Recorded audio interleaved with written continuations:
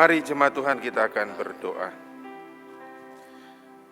Segala puji syukur kami naikkan di hadapan-Mu ya Tuhan, untuk kesempatan minggu pagi hari ini, di mana kami boleh beribadah bersama-sama, meski untuk waktu beberapa saat ini kami harus beribadah di tempat kami masing-masing secara streaming. Namun kami tetap terus memohon agar Roh Kudus berkarya dan memimpin kami, agar kami boleh tetap terus memaknai ibadah kami ini dan kami boleh mendapatkan berkat ibadah, khususnya untuk pemberitaan firman Tuhan. Pagi hari ini kami juga berdoa memohon Roh Kudus menerangi hati dan pikiran kami, menuntun kami agar kami boleh memahami, dan terlebih lagi Roh Kudus boleh berkarya dan kami boleh diubahkan melalui kebenaran-kebenaran firman Tuhan, dan kami boleh menjadi pelaku firman Tuhan. Tolong kami semua, tolong juga hamba-Mu di dalam persiapan dan keterbatasannya. Mampukanlah dan urapilah hamba-Mu ini ya Tuhan, untuk dapat membagikan firman Tuhan bagi kami semua. Terpujilah nama-Mu Bapa, kami menyerahkan pemberitaan firman Tuhan pagi hari ini di dalam nama Tuhan kami, Yesus Kristus. Amin.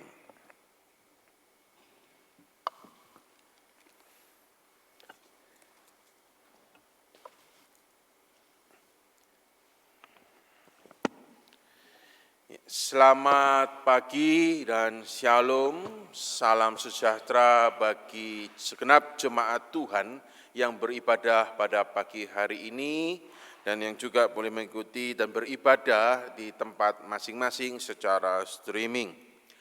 Jemaat Tuhan yang terkasih, pada pagi hari ini kita akan merenungkan sebagian kebenaran firman Tuhan dengan subtema yang diberikan bagi kita semua, ucapan syukur dan doa.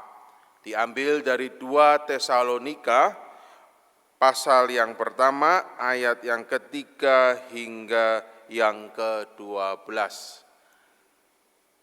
Saya akan membacakan bagi segenap jemaat Tuhan dimanapun jemaat Tuhan berada. 2 Tesalonika pertama, ayat yang ketiga hingga yang ke-12, subtema kita ucapan syukur dan doa, berbunyi demikian. Kami wajib selalu mengucap syukur kepada Allah karena kamu, saudara-saudara, dan memang patutlah demikian, karena imanmu makin bertambah dan kasihmu seorang akan yang lain makin kuat di antara kamu.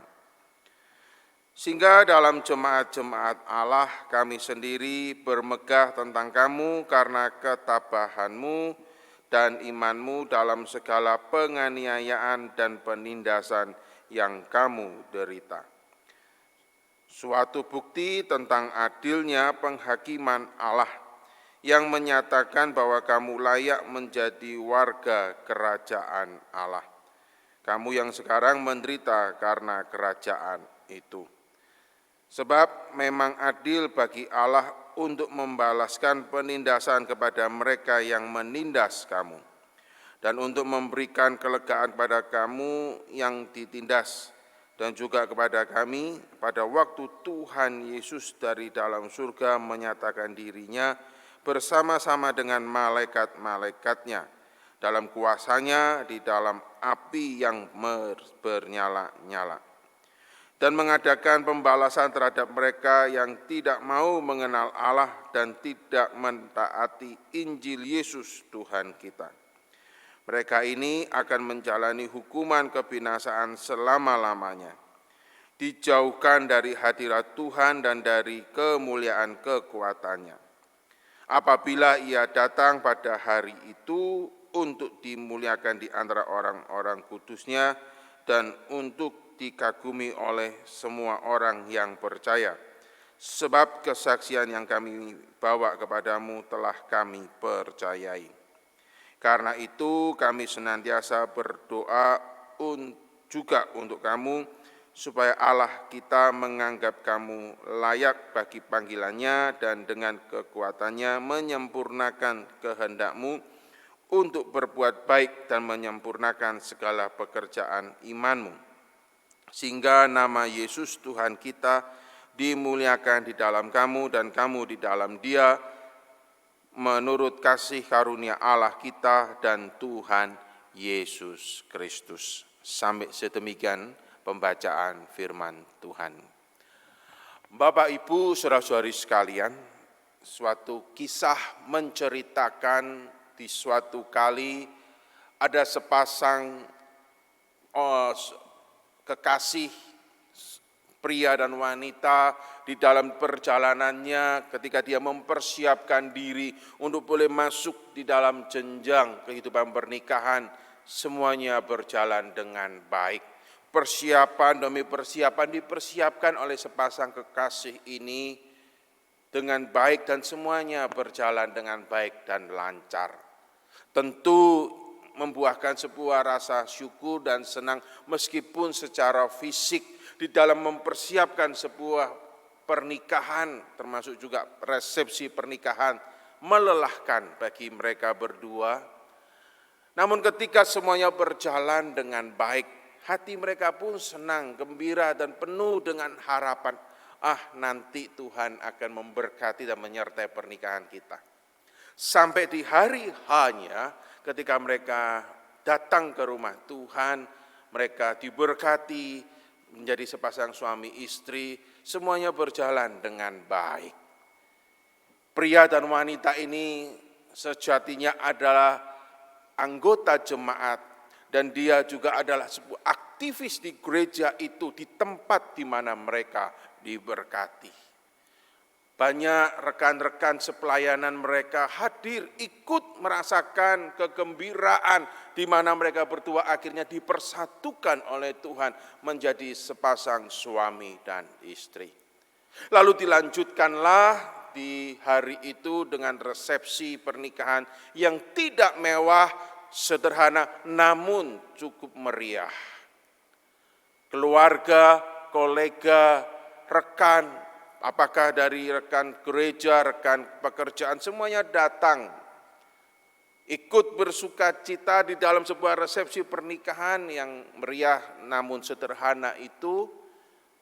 Semua berjalan dengan baik. Ketika resepsi sudah selesai, tamu-tamu sudah pulang, keluarga juga sudah mulai berpamitan satu dengan yang lain, sang suami di malam itu dia berkata kepada istrinya, mengatakan demikian, "Saya akan mengantarkan orang tua saya kembali ke hotel." Karena orang tua dari sang pria ini tidaklah berada di kota di mana mereka berdua tinggal. Sang istri mengatakan, "Baik." Ya. Lalu sang suami itu mengantarkan orang tuanya kembali ke hotel. Perjalanan lancar, sang orang tua dari pria itu diantarkan di hotel. Lalu ketika sang suami itu kembali untuk menemui istrinya di hari pertama pernikahan itu di dalam perjalanan, dia menjalankan mobilnya tidak terlalu cepat. Di lampu merah dia berhenti. Dia sambil menyanyikan, tentu hatinya penuh dengan kegirangan kesenangan. Dia menikah, dia punya istri yang dia dambakan dan impikan. Lampu merah berganti hijau. Dia mulai memacu kendaraannya dengan kecepatan yang sangat pelan tentunya. Ketika dia mulai maju dari arah samping kirinya, ada sebuah mobil sport dengan kecepatan lebih daripada 300 km melaju. Menabrak mobil yang dikendarai pengantin pria ini. Terguling-gulinglah dan pria yang baru menikah di hari itu meninggal di tempat, ditabrak oleh seorang pemabuk yang tidak bertanggung jawab memacu kendaraan mobil sport mewah yang dimilikinya dan menerobos lampu merah. Di hari pertama dia berbahagia, sang wanita itu dia juga harus berduka. Dia kehilangan suami di hari pertama dia menikah. ketika sang istri mendapatkan kabar di tengah malam oleh pihak kepolisian. Sang istri syok, menangis pun juga tidak bisa. Dia hanya syok, dia hanya kaget mendengar usia pernikahan dia harus berakhir hanya dalam beberapa jam. Suami yang dikasihinya, yang baru dia nikahi di hari itu dia harus juga mengingat menjadi hari pemakaman suaminya. Saudara, hari-hari berlalu ke depan, sang istri ini yang menjadi janda harus menghadapi rasa kehilangan, kedukacitaan yang tidak mudah.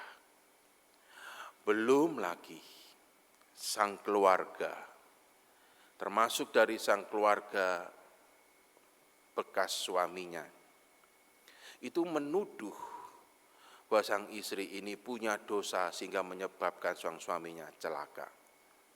Dia mengalami tekanan juga secara psikologis, di samping dia harus mengalami juga tekanan, dia kehilangan suami yang dicintainya, dia dituduh kiri dan kanan. Karena memang latar belakang keluarga dari suaminya yang sudah tiada itu adalah keluarga non-Kristen.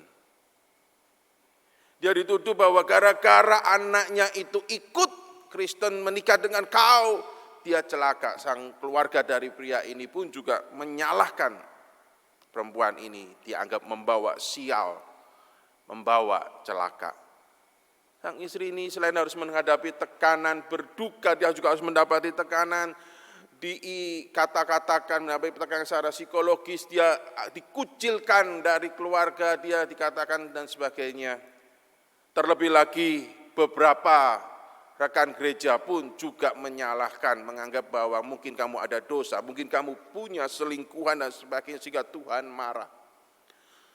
Tekanan demi tekanan, perlakuan fitnah dan tidak adil diterima oleh wanita ini yang dia harus hadapi setelah dia kehilangan suaminya.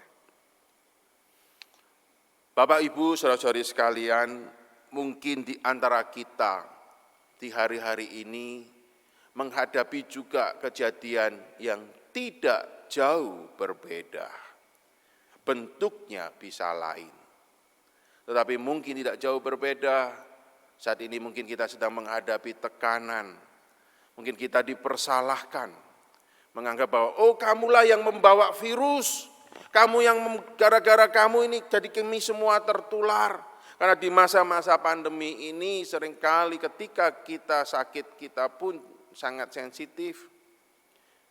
Kita seringkali dianggap kamulah yang salah, kamulah yang bawa virus dan sebagainya. Tudingan demi tudingan saling menyalahkan, saudara. Padahal belum tentu hal itu benar. Karena di masa pandemi ini kita juga harus ketahui virus itu sudah merebak di mana-mana. Namun mungkinkah di antara Bapak Ibu saudara sekalian hari ini sedang menghadapi hal yang tidak jauh berbeda? Perlakuan yang tidak adil, fitnah, tuduhan-tuduhan yang tidak berdasar. Belum lagi mungkin kita juga harus menghadapi siksaan berupa penyakit, kita harus menanggung sakit. Apakah itu kita terpapar oleh virus COVID-19 atau kita sedang sakit yang lain dan dianggap kita sedang terpapar virus COVID-19. Kita lari ke rumah sakit hari ini juga tidak mudah. Kita harus berjuang sendirian dengan resources, dengan apa yang ada karena hari ini pun juga mendapatkan obat-obatan juga tidak mudah. Atau mungkin kita sedang menghadapi problem di hari-hari ini, tiba-tiba kita harus dirumahkan tanpa menerima upah. PHK harus kita hadapi oleh karena situasi ekonomi yang terhantam oleh efek pandemi. Kita kehilangan pekerjaan dan kita tidak tahu harus melakukan apa. Kita mau menjerit ke keluarga, keluarga pun juga berkata, kami pun juga susah. Mengurusi diri kami aja juga tidak bisa. Sorry ya, kita harus berjuang sendiri-sendiri. kita merasa kesepian. Kita menjadi panik. Kita menjadi goyah. Jemaat Tuhan kurang lebih 2000 tahun yang lalu, sebuah pengikut-pengikut Kristus yang ada di kota Tesalonika juga menghadapi kejadian yang tidak jauh berbeda. Mungkin mereka tidak sedang menghadapi pandemi COVID, tapi mereka sedang menghadapi sesuatu yang sesungguhnya lebih berat. Penganiayaan, siksaan secara fisik, secara sosial. Kenapa? Karena mereka menjadi pengikut Kristus. Bahkan siksaan dan aniaya secara sosial, secara psikologis dan fisik itu bahkan jemaat di Tesalonika pun bisa hadapi dari rekan sebangsanya, dari mungkin sanak keluarga kerabatnya, karena dia akhirnya menjadi pengikut Kristus dan mereka dikucilkan, mereka mungkin tidak dianggap, dipersulit. Oh, karena kamu pengikut Kristus tidak bisa bekerja. Oh, karena kamu pengikut Kristus, sorry, kita tidak bisa terima kamu karena pada waktu itu pengikut Kristus dianggap sebuah aliran yang menyesatkan. Belum lagi sah-sah saja ketika ketahuan mereka pengikut Kristus, mereka dipenjara, dicambuk, ditindas secara fisik. Rasul Paulus pun mengalami demikian. Dipenjara, ditindas karena menjadi pemberita Injil. Sebuah jemaat yang Paulus melihat bahwa imannya, pengharapan kasihnya itu pulih dimulai dengan baik. Tapi di dalam perjalanan, kalau jemaat Tuhan perhatikan di dalam surat Paulus yang pertama dalam 1 Tesalonika pasal yang ketiga, Paulus pun juga mendengar kabar bahwa mereka pun juga mengalami kegoyahan iman. Hal yang wajar, hal yang manusiawi, karena apa? Penindasan, kesusahan, kesulitan yang begitu berat menimpa mereka. Tentu membuat mereka gentar. Siapa sih yang tidak gentar? Siapa sih yang tidak mulai bertanya, Tuhan benarkah ini kamu adalah Tuhan dan Juru Selamat? Lah kok kami semakin ditindas dan seakan-akan Tuhan itu diam. Oh, tentu kita bisa memahami, kita bisa menyadari ketika kita mencoba membayangkan kita ada di posisi jemaat di Tesalonika. Tentu goyah, saudara. Berdoa, Tuhan tolong kami ditindas, kami dikucilkan. Karena kami mengikut Engkau, tolong Tuhan selesaikan masalahmu, dan seakan-akan Tuhan itu diam. Problemnya tetap ada. Masalahnya tetap ada, mereka tetap dianiaya, mereka tetap ditindas. Mereka tetap mengalami kesusahan-kesusahan apakah secara sosial, fisik, psikologis. Sehingga menjadi wajar ketika iman mereka menjadi goyah. Maka perhatikan ketika di 1 Tesalonika pasal ketiga, Paulus pun ketika mendengar kabar, dikatakan kami tidak tahan lagi. Kami mengirim Timotius, pekerja yang ikut serta dalam pemberitaan Injil, untuk ke Tesalonika menguatkan iman mereka. Dan di 1 Tesalonika 3 didapati Timotius membawa kabar baik bahwa mereka tetap terus setia mengikut Tuhan meskipun problemnya tetap ada. Nah, oleh karena itulah ketika Paulus menulis surat yang kedua kepada jemaat di Tesalonika, Paulus mengatakan, kami wajib mengucap syukur kepada Allah karena kamu, saudara-saudara, dan memang patutlah demikian, karena imanmu makin bertambah dan kasihmu seorang ke yang lain makin kuat di antara kamu. Yang menarik adalah Paulus boleh mendapati justru di tengah-tengah problem yang tidak selesai, justru di tengah-tengah penindasan yang tetap ada dan mungkin semakin tertindas dan semakin susah mereka, Paulus mendengar kabar iman mereka semakin kuat dan kasih mereka semakin bertambah. Maka itulah Paulus menekankan wajib dan memang patutlah demikian. Why? Itulah yang mungkin timbul di dalam benak pikiran kita. Why? Kenapa bisa? Tidak masuk akal bagaimana ketika kita susah, ketika kita mendapat perlakuan tidak adil, aniaya, penindasan secara fisik, penindasan secara sosial, bahkan mungkin kita diperlakukan tidak sepatutnya oleh saudara kita sendiri pun, tapi kita bisa kuat, mereka bisa kuat, imannya tetap bertambah dan kasihnya semakin nyata. Why? Bukankah yang ada kalau kita mau jujur ketika kita dijahati, ya sudah, masih baik loh kalau aku diem. Seringkali kan kita berkata demikian. Sebuah pepatah di kota Surabaya mencerminkan sebetulnya kondisi manusia. Pepatah Surabaya mengatakan senggol bacok. Itu yang menjadi lumrah. Aku kamu senggol, ku bacok, jangan macam-macam. Itu yang mungkin lebih bisa terjadi kan. Kau nggarain gua, orang Surabaya bilangnya begitu. Jangan macam-macam, senggol saya, ku bacok diri. Tapi tidak ini dengan jemaat yang ada di Tesalonika. Dia tidak membalas kejahatan dengan kejahatan. Tapi dia bisa mempraktekkan apa yang Tuhan Yesus telah ajarkan. Kasihilah musuhmu dan berdoalah bagi mereka. Berbuat baiklah pada mereka yang menganiaya dan membenci kamu. Itulah yang Tuhan Yesus pernah ajarkan, bukan?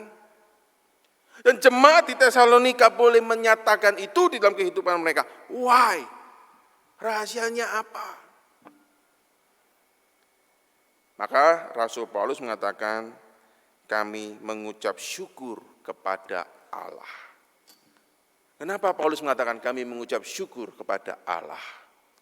Karena Allah lah yang menganugerahkan kemampuan dan iman itu kepada jemaat Tesalonika. Paulus dalam suratnya tidak berkata kami wajib selalu mengucap syukur kepada engkau, kepada hai jemaat Tesalonika, tidak loh. Paulus mengatakan kami mengucap syukur, kami selalu mengucap syukur kepada Allah karena kamu. Karena di situ semakin nyatalah kasih kemurahan dan keadilan Allah. Oleh karena itulah Paulus mengatakan di dalam ayat yang kelima, suatu bukti tentang adanya penghakiman Allah dan sebab memang adil bagi Allah. Menarik, saudara. Ketika kita berkata, why? Kuncinya apa? Paulus sudah mengatakan, dia syukur kepada Allah. Karena Allah lah yang menganugerahkan iman, kemampuan. Buktinya apa? Roh Kudus telah dianugerahkan, tidak hanya kepada ke-12 murid, tapi kepada seluruh orang yang boleh percaya. Karena itulah apa yang dinubuatkan dan dikatakan oleh Tuhan Yesus terjadi. Siapa orang boleh berlutut dan mengaku Yesus adalah Tuhan. Itu anugerah, itu karunia. Jemaat di Tesalonika di tengah-tengah penindasan, di tengah-tengah aniaya yang dialami, perlakuan tidak adil dialami, tetapi mereka dikatakan iman mereka bertambah, kasihnya semakin nyata kepada yang lain. Itu anugerah. Dan itulah yang disebut dengan keadilan dan kemurahan Allah. Allah adil. Cuma keadilan Allah seringkali tidak mampu kita bisa nalarkan. Bagi kita mungkin keadilan Allah adalah problemnya, masalahnya dibereskan. Bagi kita mungkin arti kalau Allah adil itu ya tentu orang yang berbuat tidak betul, yang berbuat tidak adil, semena-mena terhadap saya, langsung dihabiskan. Tapi kok nyatanya enggak? Saudara, di sini Paulus mengatakan inilah keadilan Allah. Dua. Yang pertama, kamu diberikan kemampuan untuk bisa tetap tabah dan beriman. Allah adil bukan? Artinya apa? Allah adil, dia tidak meninggalkanmu, tapi engkau diberikan kemampuan, diberikan kekuatan untuk kau semakin kuat dan semakin stronger. Problem boleh tetap terus terjadi dan Allah lebih tertarik untuk mengizinkan problem itu tetap terus ada, tetapi iman jemaat di Tesalonika ditambahkan, dia semakin kuat. Allah adil bukan? Dia menguatkan, dia memampukan untuk dia semakin kuat bertambah. Dan yang kedua, Paulus mengatakan, ingat, orang yang jahat itu tidak untuk selama-lamanya. Ada penghakiman di waktu itu, di mana dikatakan bahwa orang yang tidak mengikut dan mengenal Allah dan tidak mentaati Injil Yesus Tuhan kita, mereka akan menjalani hukuman kebinasaan selama-lamanya. Dengan kata lain, Paulus memberikan pengharap, semangat, memberikan nasihat, berbagi firman Tuhan itu diberikan tidak hanya jemaat di Tesalonika, tapi buat saya dan saudara. Betul, mungkin saat ini orang yang jahat, penindasan itu tetap terus ada. Dan seakan-akan dibiarkan, tapi bukan berarti Tuhan itu diam. Dua hal Paulus ingin katakan. Pertama, engkau diberikan kekuatan, engkau diberikan kemampuan untuk bisa tabah, bisa berharap. Dan yang kedua, ketidakadilan, kejahatan itu bukan untuk selama-lamanya. Ada waktunya, ada masanya, bahwa Tuhan akan melakukan penghakiman dan pembalasan. Dan pembalasan Tuhan itu ngeri. Keadilan Allah dilihat di sini, bahwa yang dilakukan orang itu tidak untuk selama-lamanya. Tapi pembalasannya, hukumannya adalah kebinasaan selama-lamanya. Dalam kata lain juga dikatakan kekal. Jemaat Tesalonika mungkin di dalam hidupnya, dan saya yakin dalam hidupnya mereka belum bisa melihat apa yang dikatakan Paulus itu. Mungkin dia akhirnya harus meninggal di dalam dunia dengan melihat dengan mata jasmani, yang jahat tetap hidup, tetap jahat. Tetapi bukan berarti lalu itu kekal, bukan? Dari Yesus naik ke surga sampai Yesus datang kali yang kedua itu disebut dengan masa zaman akhir. Bisa jadi ribuan tahun. Tapi ribuan tahun itu ketika dibandingkan dengan kebinasaan kekal yang tiada akhirnya, tentu yang ribuan tahun menjadi singkat, bukan? Yang dimana ketika jemaat di Tesalonika menjalaninya seakan-akan kok tidak kelihatan ya. Keadilan ini Tuhan kok memberikan hukuman pada mereka kok tidak kelihatan ya. Iya, bagi mereka tidak kelihatan. Tapi coba kita melihat dari perspektif Allah Alkitab. Orang yang tidak mentaati Injil, dikatakan yang tidak mengenal Allah, selama hidupnya mungkin dia bebas bisa menganiaya, bisa melakukan hal yang keji, kejam, sadis. Tapi itu sementara. Berapa sih umur orang yang jahat itu di dalam dunia? Anggap aja 100 tahun. Oke, orang yang jahat itu bisa sama 100 tahun.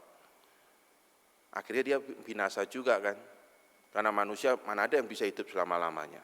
Buktinya hari ini orang-orang yang pernah menindas jemaat di Tesalonika tidak ada yang hidup kan. Sudah tidak ada.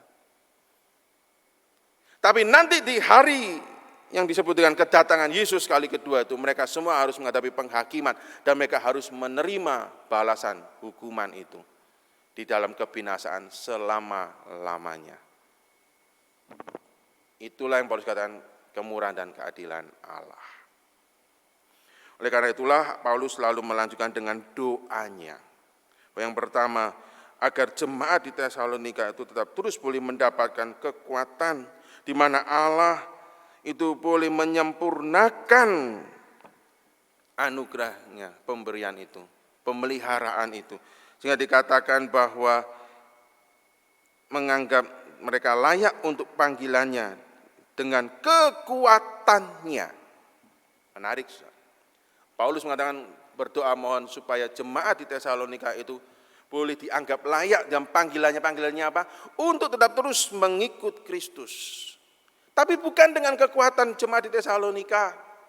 Bukan dengan kekuatan mereka karena kita semua tahu termasuk juga Paulus manusia tidak akan kuat. Nah, dikatakan dengan kekuatannya. Di situ mengacu kepada kekuatan dari Allah. Dari Allah Roh Kudus. Menyempurnakan kehendakmu untuk apa? Untuk tetap terus berbuat baik. Meskipun diperlakukan tidak baik. Bapak, Ibu, saudara-saudari sekalian, di hari ini saya dan saudara kita semua sedang menghadapi pandemi yang sama. Kita diperhadapkan mungkin dengan kondisi serangan-serangan virus. Mungkin kita terkena, dan ketika terkena mungkin kita pun juga mengalami dikucilkan dari sekitar karena harus diisolasi.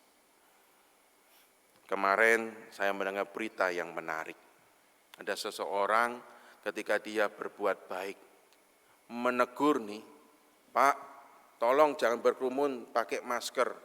Bukannya mereka nurut, malah mereka dikatakan membuli yang menasehati, malah dimarah-marahin, malah dibuli, dilemparin batu rumahnya, lalu tetangga-tetangganya malah ikut membuli dia. You sok rajin, you sok sehat lah, you sok ini, sok itu. Kasihan, saudara. Dia sampai menjerit di media sosial. Ini yang sesungguhnya yang benar itu siapa sih? Saudara, mungkin kita juga mengalami yang tidak jauh berbeda. Problem di hari ini, pandemi.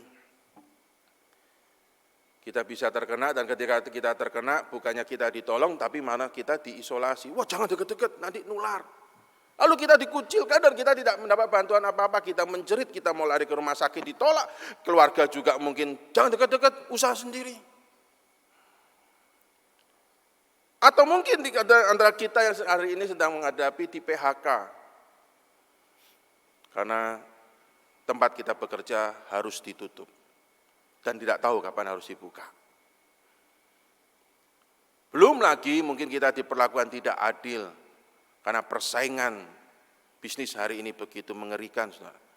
Karena ekonomi yang sedang sulit, kadang-kadang kita bisa difitnah. Dan fitnahan hari ini yang paling gampang dan kejam itu apa? Kita dikatakan kita terpapar, padahal enggak. Beberapa waktu yang lalu saya pernah mendengar cerita yang menarik. Ya, hanya untuk menjegal teman bisnisnya, dia dilaporkan terpapar. Padahal enggak. Karena ketika dilaporkan terpapar artinya apa? Dia harus diisolasi 14 hari, dia harus dirumahkan, dia harus tidak bisa bekerja, lalu nanti ujungnya lanjutnya dirumahkan dan di PHK. Sehingga hari ini itu pun juga dijadikan senjata untuk saling menjegal sesama rekan bisnis. Mengerikan, saudara. Adakah kita di hari-hari ini juga menghadapi tekanan, siksaan, aniaya oleh karena pandemi, oleh karena ekonomi, oleh karena persaingan dan apapun itu. Tapi ketahuilah ketika hari ini, ketika kita tetap terus bisa datang pada Tuhan. Ketika saya dan saudara bisa berdoa, ketika saya dan saudara bisa menjerit kepada Tuhan kita Yesus Kristus, di tengah-tengah kebingungan kita, di tengah-tengah pertanyaan kita, di tengah-tengah Tuhan ini kok tidak selesai-selesai. Tapi ketika saya dan saudara bisa tetap terus tabah, bisa tetap terus berkata, ya Tuhan, ya Yesus, itu adalah anugerah, saudara. Tuhan menguatkanmu, Tuhan berkarya, itu adalah anugerah. Ketika kita harus menghadapi ujian cobaan ini, ketika kita harus bekerja lagi, beberapa rekan saya bercanda mengatakan tidak apa-apalah, mirip dengan semangat Pertamina. Kita mulai dari nol ya Pak. Kita bekerja lagi dari nol, yang kita sudah dulu bekerja rintis, akhirnya mungkin habis bangkrut. Kita tidak apa-apa yuk, kayak Pertamina yuk, kita mulai dari nol ya. Tapi tidak segampang itu, susah mungkin. Tapi kalau hari ini kita masih tetap terus bisa beribadah, saya dan saudara ketika kita bisa menyanyi, sambil meneteskan air mata, kita menjerit pada Tuhan, tapi kita di hati kecil kita tetap terus percaya bahwa Engkau adalah Tuhan dan Juru Selamat kita. Itu adalah anugerah, itulah kemurahan dan keadilan Allah. Saudara, ketika kita tahu ada sebuah jalan, ketika jalan itu rusak, apakah sang pemerintah mengatakan, jangan lewat jalan ini ya, jalan ini rusak. Kau minggirlah, minggir, cari caranya. Enggak kan? Pemerintah yang baik mengatakan apa? Ya jalannya diperbaiki, ditambal supaya jalannya menjadi kuat. Sehingga sepeda motor, mobil bisa lewat. Bukan mobil dan motornya yang dia harus minggir, tapi jalannya diperbaiki. Dan ketika diperbaiki yang menarik apa? Dipasanglah sebuah papan warna kuning, di situ tulis work in progress. Sedang dalam perbaikan. Jalannya diperbaiki. Izinkan saya memakai ilustrasi ini juga dalam kehidupan saya dan saudara. Ketika iman kita mulai goyah, oleh karena problem, kesakitan, ujian itu sedang melintasi di dalam jalan kehidupan kita, Tuhan tertarik untuk menguatkan iman kita. Mirip seperti jalan itu, diperhalus, diperkuat, dipertambah. Sehingga apa? Problem apapun bisa jalan lewat, tetapi kita semakin kuat. Dan di dalam proses itu, izinkan juga work in progress. Izinkan juga itu boleh menjadi sebuah progres di dalam kehidupan kita. Sakit, baik secara fisik, secara mental. Tapi ketika kita terus percaya, kita terus berharap, itu adalah anugerah Tuhan dan kekuatan dari Tuhan.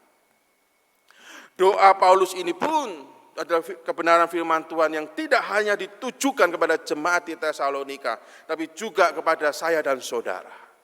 Bahwa dengan kekuatannya kita boleh tetap terus disempurnakan iman dan pengharapan kita.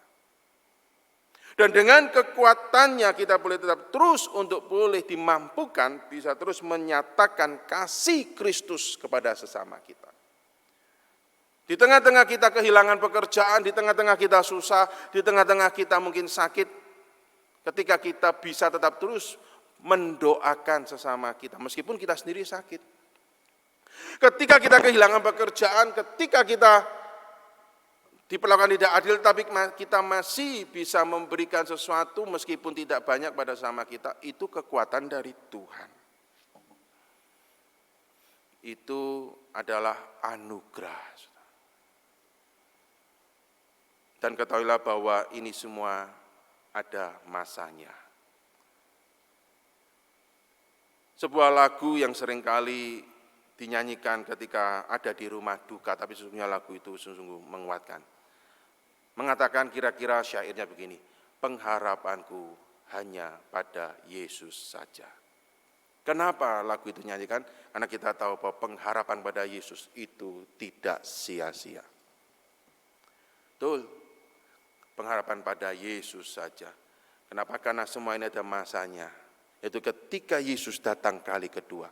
Mungkin saudara tidak melihat kedatangan Yesus kali kedua karena saudara mungkin harus mengembuskan napas terakhir dalam dunia ini. Tapi nanti masanya kita semua tidak tahu kapan. Kita semua boleh melihat ketika Yesus datang kali kedua. Kita boleh dibangkitkan dan yang hidup, yang masih hidup kita boleh melihat kedatangan Yesus kali kedua. Itulah masa bahwa semua penderitaan, ketidakadilan, siksaan, aniaya, sakit, penyakit berakhir.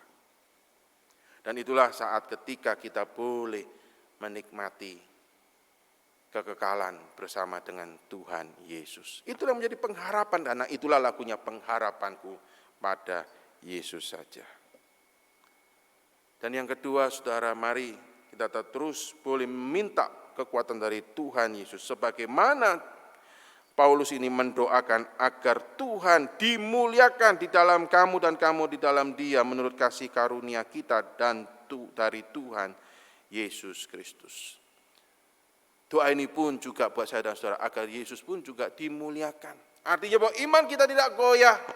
Kita tidak meninggalkan Tuhan, kita tidak akhirnya memaki Tuhan, lalu kita mengutuki Tuhan, tidak. Tetapi di dalam kesulitan, kesusahan, siksaan, sakit, penyakit pun justru Tuhan dipermuliakan. Saudara, saya akan mengakhiri dengan lanjutan kisah di awal tadi. Sang wanita janda yang ditinggal suaminya di hari pertama pernikahan itu. Bertahun-tahun dia harus menjalani tuduhan pembawa sial. Tapi selama bertahun-tahun itu Roh Kudus memberikan dia kekuatan, dia tetap terus setia melayani Tuhan meskipun mungkin rekan-rekannya ada yang mencibir. Beberapa pria mungkin juga tidak lagi berani mendekatinya karena termakan omongan, oh jangan-jangan dia itu istilahnya yang di kota itu dikenal dengan makan laki. Ah, jangan dia makan laki, artinya bahwa ketika kamu menikah kamu pasti mati.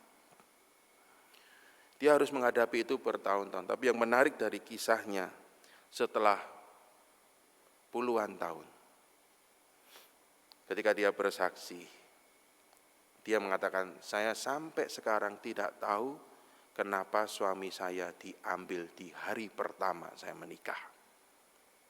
Tapi dia menyaksikan dengan tetesan air mata, dia katakan, ayah, mama, mertuanya dari suaminya itu sebelum meninggal minta dibaptiskan. Saudara, menarik kan? Dan dia menceritakan itu dengan meneteskan air mata. Dia boleh melihat meskipun dia tidak lagi bertanggung jawab mengatakan itu papa mama mertuanya. Tapi dia menyaksikan sebelum dia meninggal, sang papa dan mama mertua minta dia untuk bilang ke gereja, minta dibaptis. Ketika ditanya kenapa Pak, kenapa Ma? Papa mamanya aja bilang begini saudara, aku heran, lihat kamu,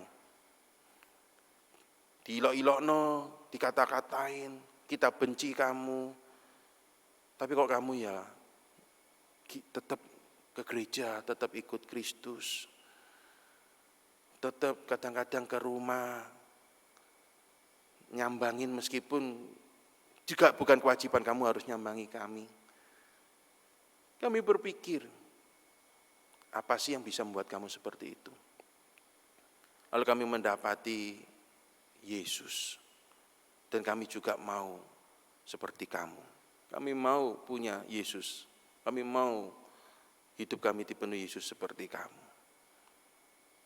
Dan wanita ini ketika menyaksikan itu, dia berlinangan air mata. Dia mengatakan, padahal aku juga tidak berpikir loh, kalau aku bisa seperti itu.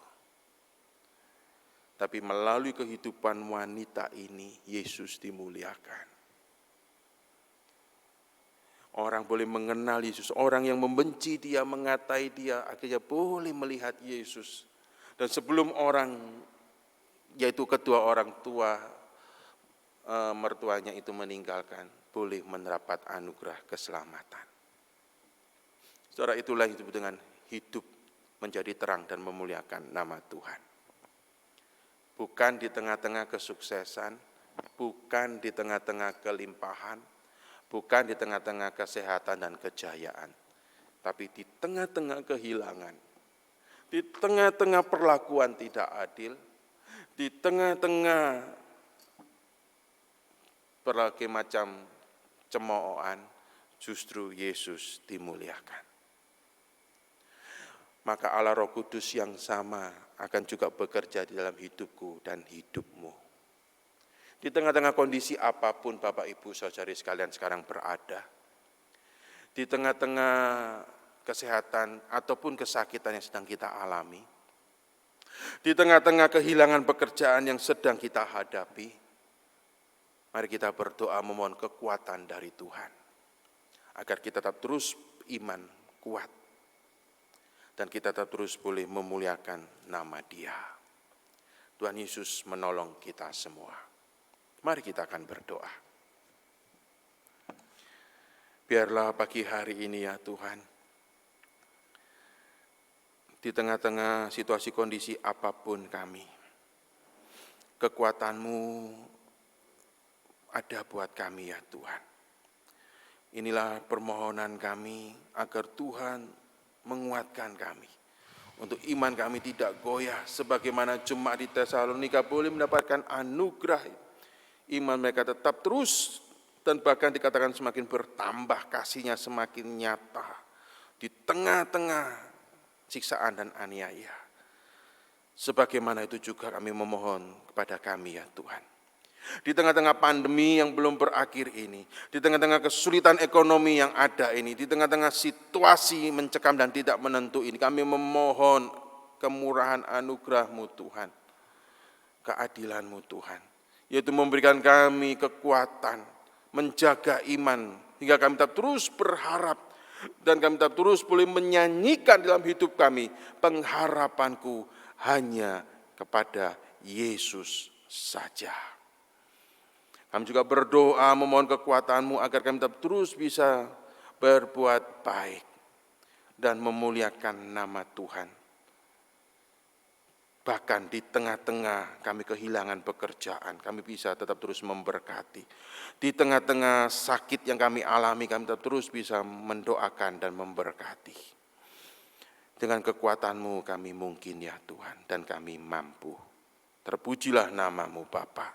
Menyerahkan segenap kami yang beribadah pagi hari ini di dalam pertolongan Tuhan terlebih lanjut. Terpujilah nama-Mu Bapa, di dalam Kristus Yesus Tuhan kami berdoa. Amin.